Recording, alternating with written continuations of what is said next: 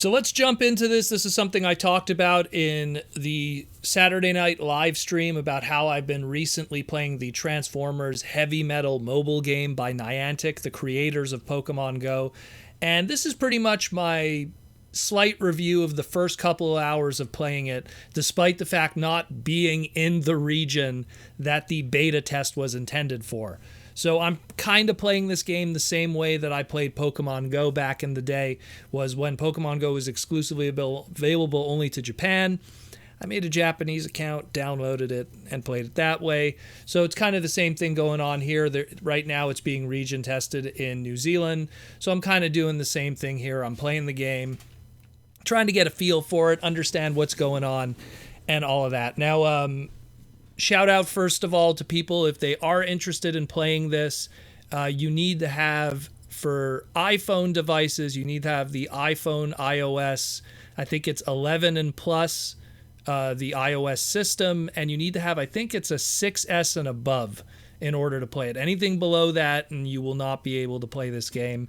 I mean, playing it, it pretty much has the same output and power as the Pokemon Go game, so I don't really understand why it would need anything more than that, because I was playing Pokemon Go originally on my old iPhone 5, so I don't know. But I think there's probably going to be much more complicated stuff down the line. So if you are interested in playing this, please keep in mind you probably need something that's an iPhone 6S or above. For Android, I don't know, bro. Give me the equivalency of it, and you'll be able to tell me that. Either way, so this game, as I'm going to be talking about it, I'm going to be mentioning Pokemon Go a lot because there's an insane amount of similarities between the two. It's literally Pokemon Go if it was Transformers, but with actually a better fighting system, in my opinion. It seems like they took like what they learned from Pokemon Go in terms of turn-based and everything like that and made it more like a traditional Pokemon game. And I'll get into that. So when you open up the game, essentially, you're with Bumblebee. You are a human, a guardian, if you will, and you are paired up with an Autobot. In this case, you always start with Bumblebee. And we're introduced to the training of the game, which explains how to play the game. It's you and Bumblebee. You're talking with Hound, and then Starscream shows up, and you enter the training tutorial. Now, it is a turn-based fighting game. So pretty much, again, like the traditional Pokemon, not like Pokemon Go that was real time and you were just mashing the attack button. You actually choose your attack and then the Decepticon will retaliate. What's interesting, how it's also like the traditional Pokemon, is every time you pick an attack, it drains away from a energy meter. You have your actual health bar, and then you have a attack energy meter itself. Every time you use an attack, each attack has different kind of energy levels, whether it be 1, 2, 5, whatever. It takes away from that energy meter. To build up that energy meter again, you actually sacrifice a card attack to get back energy during that turn. So it's an interesting little bit of managing there too in order to fight against the enemy. When you defeat those enemies, you're given Energon, which is one of the two different currencies available in this game. Like most cell phone and mobile games, there's always two kinds of currency. The one that's used for most stuff, and then the one you have to buy to get other stuff. But then we'll get into that afterwards. You also get experience for your Guardian, your human character, aka you, and then experience separately for whoever is the Autobot you are maining at that very time. In this case, it's Bumblebee. So you essentially, when you're leveling up your own Guardian XP, the whole point of that is that when your Guardian levels go higher, you are going to unlock other Autobots that you will have access to. From what I could tell from the silhouettes, because obviously I haven't unlocked them yet, but it looks like Chromia, Hound, Wheeljack, and it's probably 100% Windblade thus far. But obviously there's going to be more, but there's only so many levels, and again, stuff at my disposal this early in the game, and again, out of my region completely. So it's pretty cool like that. Again, it's very similar to Pokemon, where now you could at least level up your individual characters, not just you as an individual like Pokemon Go does, where it's really all about you, and leveling up your characters, your Pokemon is a whole other story. Now, how do we traverse what's going on? What's the other Pokemon Go related aspects? So your Autobot that you have is your main Autobot that you use for fighting. What are you collecting? Well, there is a Pokemon Go Pokemon aspect to it. There's mini-cons. Wow, they even went all the way back to the original Pokemon attempt back in 2001 with Transformers Armada. There's mini-cons all over Earth. You have to collect them, and when you collect them, you can attach them to your Autobot to upgrade him in different areas. So you have like his weapon spot, his speed spot, his special attack, his chassis, his defense. All different mini-cons do different things, and you have to collect those all around. How do you collect them? Well, you could find them at random, or you could do, we're going to go again much back to Pokemon Go. In Pokemon Go, you had Pokestops, which were these places that you would find at different locations. They'd be near like parks or memorials or, all kinds of like key locations in your town. And you would go to these and you would spin the Pokestop and it would give you some items and stuff. But also while you're at a Pokestop, you could also at the same time put a Poke, I think it was a lure it was called. Yeah, it was a lure. It's been so long since I played Pokemon Go. And you could lure Pokemon to your Pokestop instead of having to go around for them. There's a similar aspect here too, where when you go to what are called a signal posts are the Pokestops of the Transformers Heavy Metal game. Signal posts, you go to them, you get some extra stuff. Like, let's see, what do we got here? We have Energon, Autobot scanners, we got raid passes, we got... which I'll get into in a second what raid passes are. We got repair kits, we got widgets, we got Energon cubes.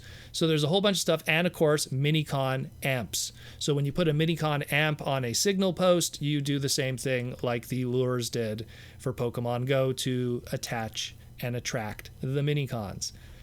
So what else do we have that's like Pokemon Go? So I haven't seen these yet, but I'm going to assume it's probably very similar to that of Pokemon Go, much like how Pokemon Go has gyms where you could take them over, and there's also big bad, big expensive, you want to get legendary creatures on those gyms.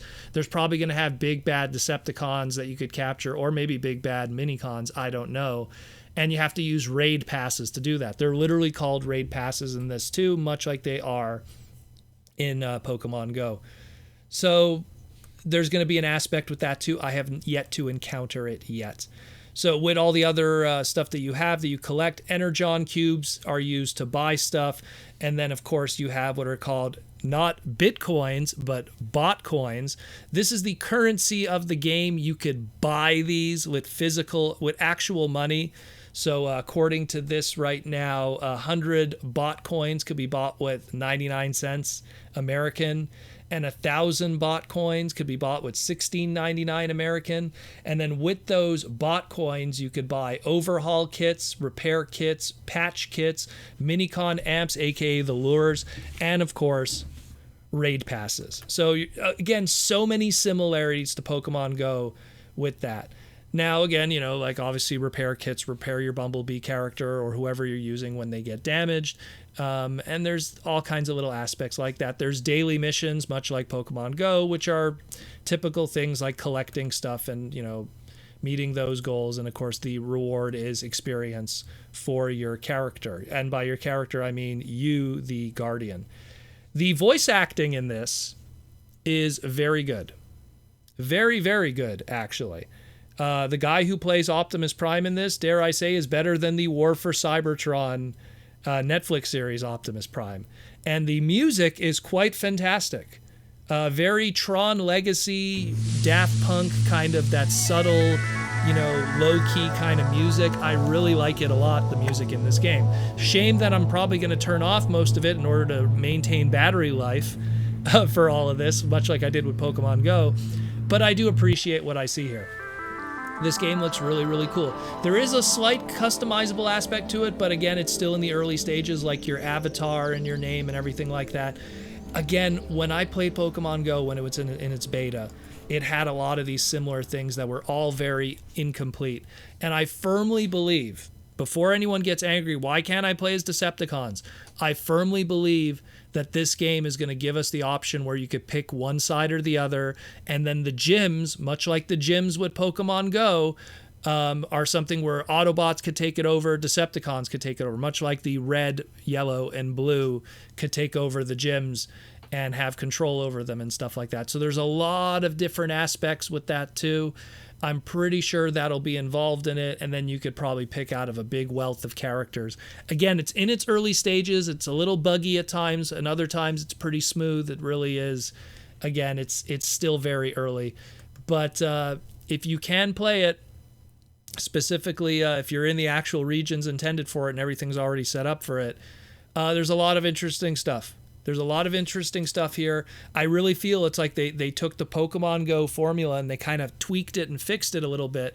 And yes, there still is some stuff missing from a more customizable and team aspect of it. And there will be team aspects and friends lists and all this kind of stuff because the structure is already set up for it. It will be very interesting. But there's a story here. There's a lot of cool stuff. And I'm really curious to see where it goes from it. And I mean, it's kind of cool that slowly you could unlock other characters and level up those characters and customize them while on you are a human, a guardian, along for the ride. Pretty cool stuff. I don't know what else more to say, but I'll probably have an update maybe by the next live stream when I have a lot more time in with this game. But it's really cool, and I look forward to when it's released both in the United States and Canada, and then we could grow a whole community from this, and hopefully maybe it'll get just as big as Pokemon Go did and do some good for the Transformer world.